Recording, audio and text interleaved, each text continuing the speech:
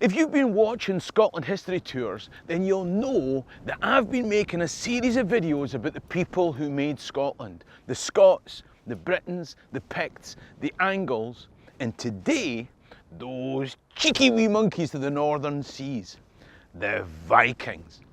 If you're interested in the people, places and events in Scottish history, then click the subscribe button at the bottom right of the screen.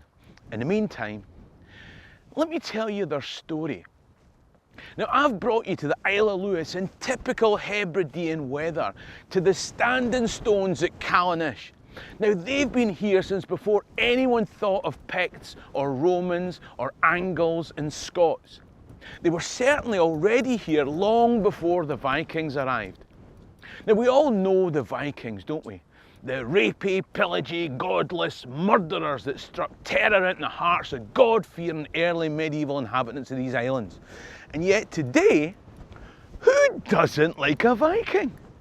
Do you like Vikings? Let me know in the comment section. They're a bit like pirates, aren't they?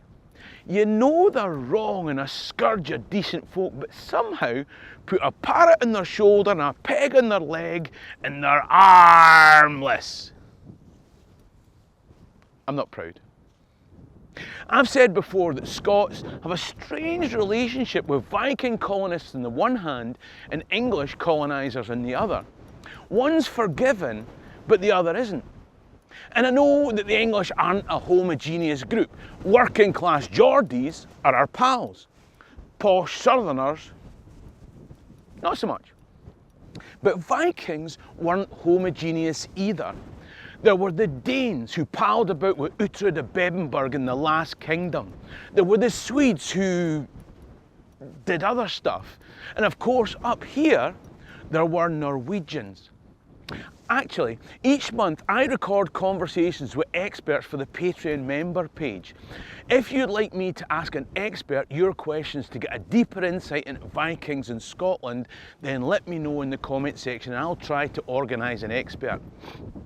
If you'd like to become a patron incidentally, then you can access these videos by clicking that link up there. So, how did we get here? When did the Norsemen come?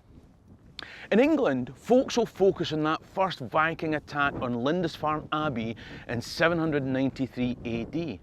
In Scotland here, we're more likely to think of a very similar event 2 years later on Iona. Of course, at the time, neither Scotland nor England existed, and Lindisfarne was in Northumbria and established by monks from Iona, as I explained in my video about the Scottish-English saint of Lindisfarne.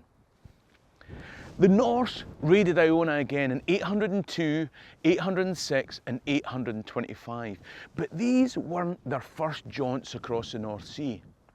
They'd been establishing themselves in the Orkneys long before that, and more about Orkney later. But in my previous videos about these peoples who made Scotland, I've tended to anchor my longboat in the 7th and 8th centuries and the four kingdoms established by the Scots in Argyll, the Picts to their east, the Britons of Alpclute to their south, and the Angles of Northumbria. The Vikings arrived a bit later, and they didn't establish a kingdom in a mass invasion led by a Norse king. They attacked in a much more haphazard kind of way, with a gold-hungry berserker here and a land-seeking warband there, all looking back across the North Sea to that Norwegian over-king. But over time, both in Ireland and on Scotland's Western Isles and seaboard, raids became longer, war bands mutated into armies who morphed into farmers. But their influence is undeniable. The question of these videos has been, who made the Scottish people? And there's an argument that more than any other group, it was the Vikings who formed Scotland. For years before the Vikings came, there had been links and intermarriage between Pictish and Scottish royal families. Picts had made the Scots a vassal kingdom. Some would argue that they were one and the same thing. But if they weren't before, then pressure from the Vikings, and in particular the near annihilation of the Pictish nobility in battle in 839 AD, meant that the Scots and the Picts had to stick together. and it's the Scots name of Kenneth McAlpin that occupies the premier place of the Scoto-Pictish kings of Alapa. The Viking siege of Alclute on Dumbarton Rock may have been the beginning of the end that eventually led to that kingdom of Britons being subsumed into Scotland as well. As the Picts and the Scots were consolidating the kingdom of Alapa between the Forth and Moray Firths, Norsemen were settling into life on these islands. These islands are still known in Gaelic as Inchigall, the Islands of the Strangers. And as the Norse intermarried with the locals, they became known as the Gall Gael. Now, Glasgow University's Lewis-born lecturer of Celtic Studies points out that the black houses here that we typically see as Hebridean and Highland are derived from the rectangular buildings introduced by the Vikings. As you travel around these islands, most of the place names are Norse. If it wasn't enough to know that the Norse ending for island, A, gives us Rassay, Colonsay, Scalpay, Berneray, Battersea, Isla and more, then maybe the number of place names ending in Bost, a farm, or Dal, a valley, or Home, an islet, Ness, a headland, or Uig, a bay, will give you the further proof that you need. These ancient Gaul would be the melting pot of the Gall Gael that produced clan names that we now think of as Highland Gaelic, but were actually Norse. MacIver, sons of Ivor. MacKittrick, sons of Sigtric. Macaulay, sons of Olaf. MacLeod, sons of Lotter. McCaskill, McCorkindale, McCotter, McDougall, and more. But it wasn't just on these islands that the Norse settled and established colonies. Have you ever wondered why way up in the north of Scotland there's a place called Sutherland?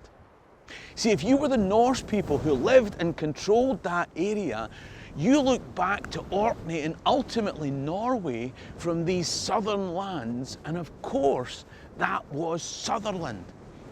Now, the high point of that Arcadian Norse power in the area was under Torrin Sigurdsson, Torrin the Mighty, spelled Thorfinn, but I'm assured it's pronounced Torrin. Now, I've spoken about him in my videos about Macbeth. They were pals, you know. Torrin was the Norse kingmaker who played a huge role in putting Macbeth on the Scottish throne. Now, in 1057, Macbeth was killed and succeeded by Malcolm Canmore, and it was the succeeding Canmore kings that started to eat into Norse power in Sutherland under David I, then the West in Inchigall under William the Lion, Alexander II, and finally the last Canmore king, Alexander III, claimed the Hebrides back from Håkon VI after the Battle of Largs in 1263. The Hebrides became part of Scotland in the Treaty of Perth 3 years later, and the Viking Gall Gael would morph again into troublesome island clans under the Lords of the Isles. The Norse had a huge influence across Scotland, and it's not just in the East Coast we call a child a bairn. Visit Shetland for Up Hellia and oh! It's an irony that by the end of the Canmore dynasty, Scottish royalty and nobility were largely Norman. Here, the power of the Norse king was superseded by a Norman king. The people on the ground were already a mixture of both these cultures, as well as Scots, Picts, Angles, and Britons. But these stones hadn't changed.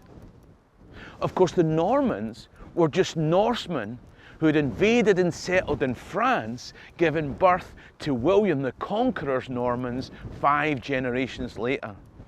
So maybe the Vikings won after all. But maybe that's a video for another day. If you'd like to know more about the different cultures who made the Scottish people, then there's another video coming up on screen now.